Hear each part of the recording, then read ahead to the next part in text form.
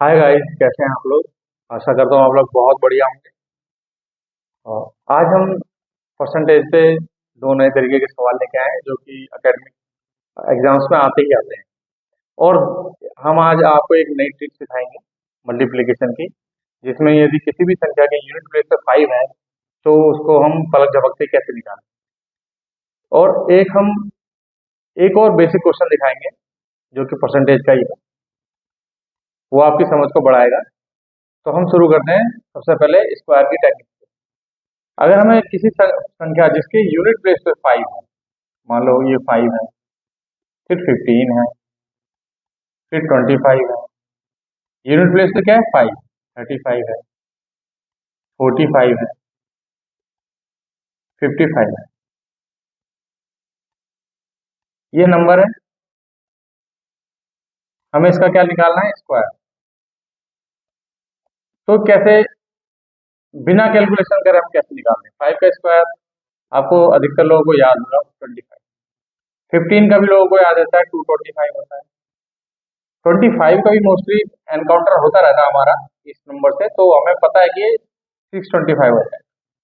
लेकिन 35, 45, समझ लो 75, 75 का स्क्वायर क्या है? देखिए इसमें टेक्निक क्या होती है। बेसिकली जो यूनिट प्लेस है 5 है तो 25 तो पहले ही लिख दीजिए आप।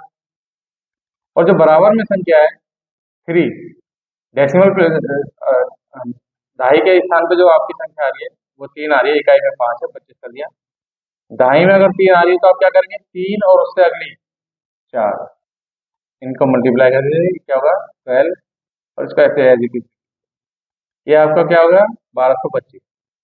आपको 45 का स्क्वायर निकालना है तो आप क्या करेंगे? वही, यूनिट प्लेस पे 5 है, इकाई के स्थान पे 25 हो जाएगा, इसको सीधे ही कर देंगे।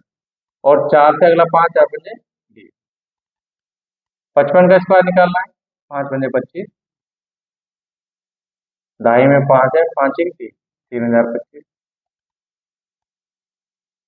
75 का स्क्वायर निकालना है, 25, 7 से अगला 8, 8 से 56, 56। तो आप मुझे कमेंट में बताना 85 का स्क्वायर क्या होता है। मल्टीप्लाई नहीं करना है, ऐसी ट्रिक से निकाल के बताना। ठीक है, चलो हम आगे चलते हैं।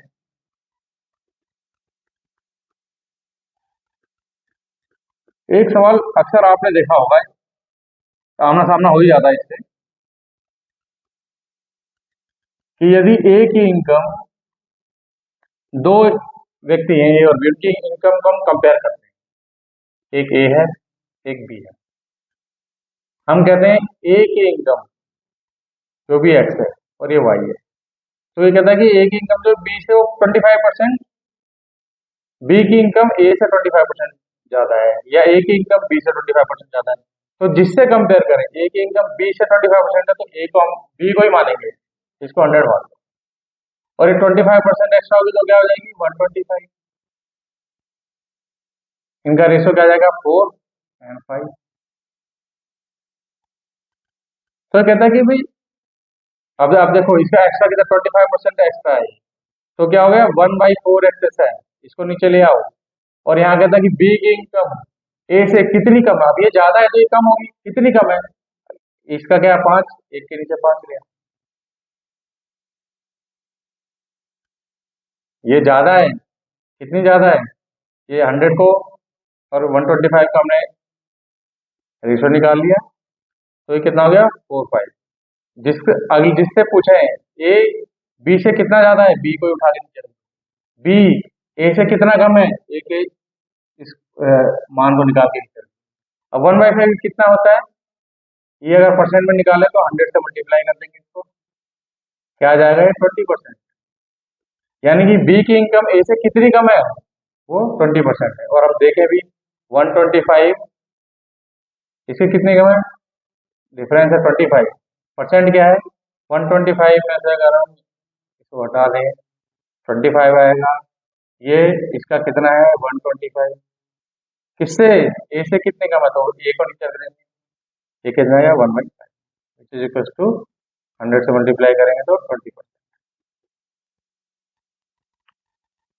कंसेप्ट ना समझ में आया तो बार बार देखने के लिए वीडियो को रिवाइंड करके देख लेना,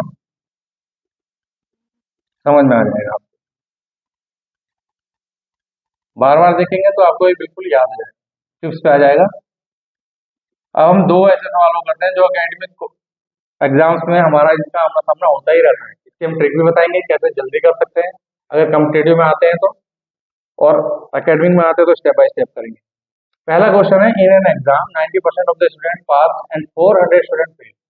देखो इसने क्या बोला है, how many students appeared at the exam. इसने बोला कि 90 कोई एग्जाम हुआ जिसमें कुछ स्टूडेंट अपियर हुए जिसमें से 90% स्टूडेंट पास हो गए, 10% फेल हो गए।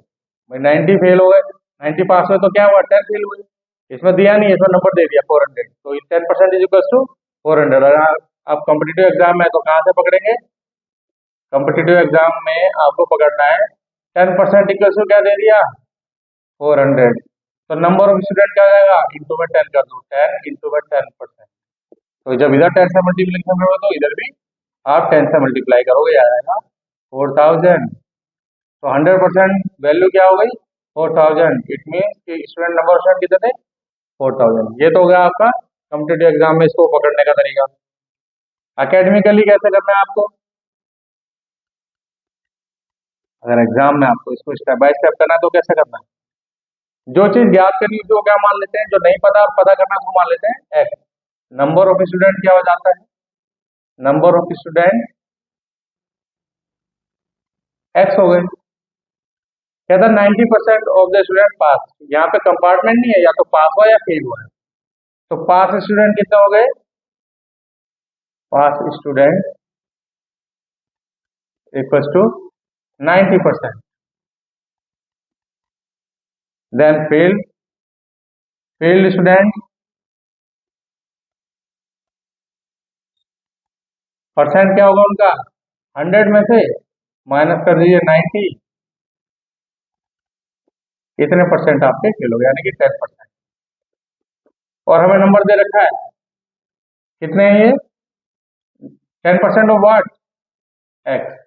10 इंटू में एक्स, 10/100 इंटू में, नंबर कितना दे रखा है इनका, फेल स्टूडेंट्स कितने हैं 400।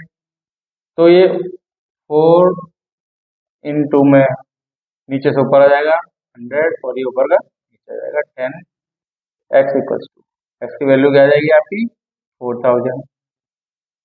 तो टोटल नंबर ऑफ स्टूडेंट कितने थे जो अपेयर हुए एग्जाम में, 4000। 4000 स्टूडेंट्स एग्जाम। अकेडमिकली ऐसे करना स्टेप बाय स्टेप। और अगर ये आपके कॉम्पिटेटिव एग्जाम में बैठे हो तो अगर इस तरह करने लग जाओगे तो फिर तो 2 ही 4 सवाल के अंदर सारा टाइम निकल जाएगा, आप भी फेल वाले परसेंट में आ जाओगे 10% में। तो वहाँ क्या करना है, वहाँ आपको ट्रिक से करना होता है। तो फटाक से उठाया वहाँ पे 10% के इक्वल टू 400, तो 100% इक्वल टू 10 टाइम्स 4000, ये सेकंडों में हो जाएगा। दूसरा सवाल, ये भी काफी आपका इसका आमना सामना होता है, लोकतंत्र में रहते हैं तो इस तरह सवाल आते रहते हैं। 2 candidates contested in an election, one of them got 60% of the votes and won by 1000 votes. What is the uh, what is the number of votes polled? Academically कैसे करेंगे इसको,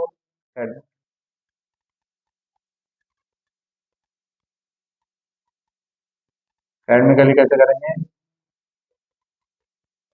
नंबर ऑफ, जो चीज जाननी है उसको हम क्या मानते हैं, नंबर ऑफ वोट्स पोल्ड, क्या मानते हैं उसको, एक्स मान लेते हैं। जो हमें ज्ञात करना है उसको एक्स मान लेते हैं। कैंडिडेट्स, 2 कैंडिडेट्स हैं तो जो वन ऑफ देम यानी फर्स्ट मान लेते हैं, फर्स्ट कैंडिडेट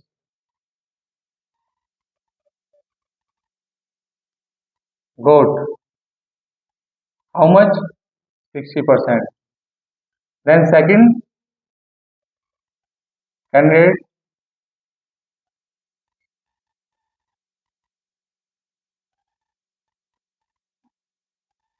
वोट शेयर कितना जाएगा, 100 टोटल में से जो विनिंग वाला है वो घटा दीजिए, कितना परसेंट हो जाएगा, वो कितना आ गया 40% ऑफ व्हाट, एक्स, एक्स है।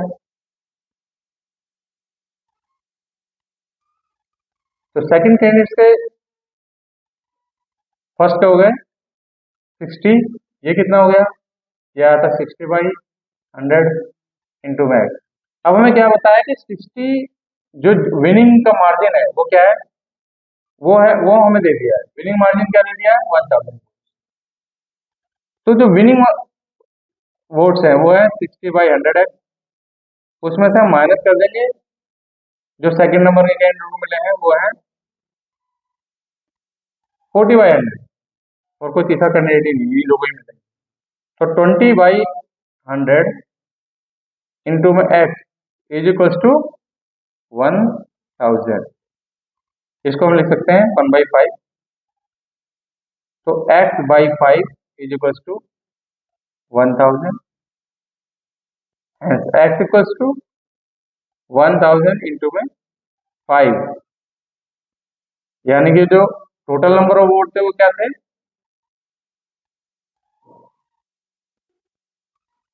टोटल नंबर ऑफ वोट्स क्या निकल के आ गए, 5000। ये अकेडमिकली किया है, रिवाइंड करके देख लेना स्टेप बाय स्टेप। अगर ये कॉम्पिटिटिव एग्जाम में आता है तो उसको कैसे करेंगे, बहुत सिंपल है। कॉम्पिटिटिव के लिए हमें क्या करना है, इसको जो वैल्यू दी गई है उसी का परसेंट निकाल के इक्वल करके इसको निकाल देना है। वैल्यू किसकी दी गई है, मार्जिन की। मार्जिन कितना है, 60 एंड 40 में से डिवाइड कर देंगे, पहले ही कितना आ गया। तो जब आपको कॉम्पिटिटिव जाना है तो पहले देख लिए, एक को 60 दूसरे को 40 मिला होगा, और क्योंकि दो ही कैंडिडेट है और कैंडिडेट इन इलेक्शन में, तो 20% जो इनका डिफरेंस है वो है 1000। तो इसको 5 से मल्टीप्लाई कर दो, 100% हो जाएगा, इधर ही 5 से मल्टीप्लाई कर दो।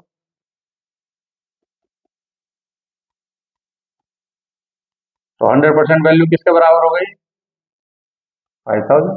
हो गया सवाल, 5 सेकंड में होगा सवाल, अगर आप इसको कंसेप्ट को समझ जाओगे और ट्रिक को पकड़ के चलोगे।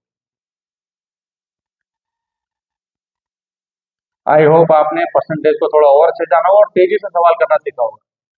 कल हम इसी जर्नी में थोड़ा आगे चलेंगे और अपने कुछ 2 दिन और नए तरीके के सवाल लेके आएंगे जो कि आए हुए सवाल है, कॉम्पिटेटिव एग्जाम्स में आए हुए सवाल है, उनको लेके। Thank you.